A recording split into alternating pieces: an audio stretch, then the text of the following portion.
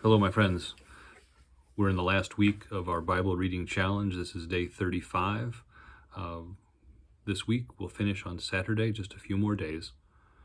We're getting to the events of what we call now Good Friday. Today our reading is in John 19, verses 1 through 16. It's occurred to me, and you've probably noticed too as we've read through this, that Jesus' enemies often say more than they really mean to say.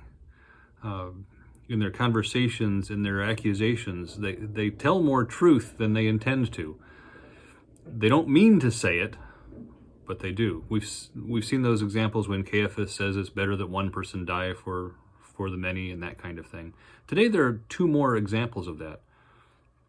First, when the soldiers dress Jesus up and mock him, their mockery has a ring of truth.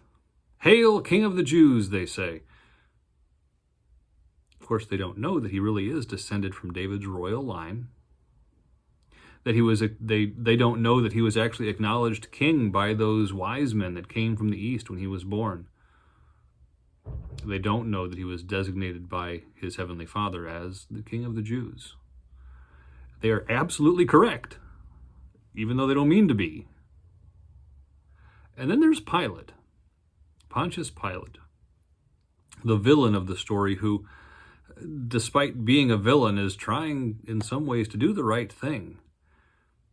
Pilate's overarching goal this week is to prevent a civil unrest. He's trying to prevent a wider uprising by the Jews.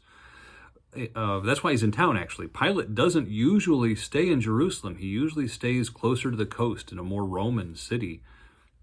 But Passover is a politically charged holiday. And so Pilate came to Jerusalem because the crowd was going to be there and because he wanted to be able to quickly react to anything that might happen during this holiday. And so when they bring Jesus to him to judge, he has a dilemma. He has to try to keep the peace, but he still has a conscience and he doesn't want to execute Jesus. There's no reason for it. He says twice. And when he says that, he speaks the truth. There is no reason for Jesus to die. We all react. We all have an emotional reaction when someone dies for no good reason.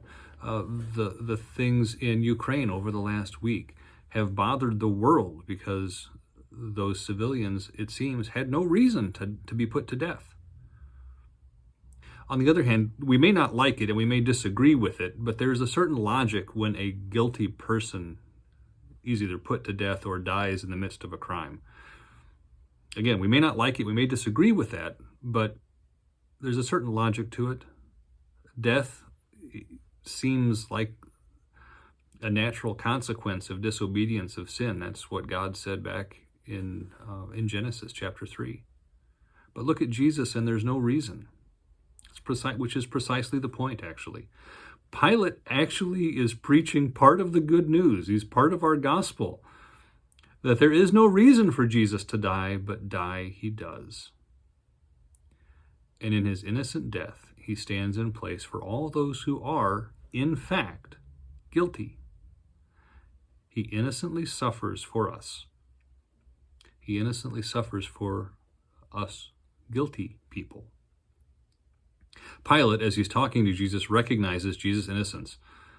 But Pilate is mostly powerless to keep the peace unless he puts Jesus to death. So just to be expedient, just to keep everybody calm enough, he kills Jesus to satisfy the demands of a very restless Jewish population. Pilate sacrifices Jesus in the interest of peace, which ironically is exactly what Jesus wants to have happen. Jesus is a sacrifice that brings peace. Peace in a different way than Pilate intended. Jesus' sacrifice brings peace between us and God, but his sacrifice brings peace. So the soldiers take him and march him away. And tomorrow we'll walk up the hill with him. We'll see you then. God's peace.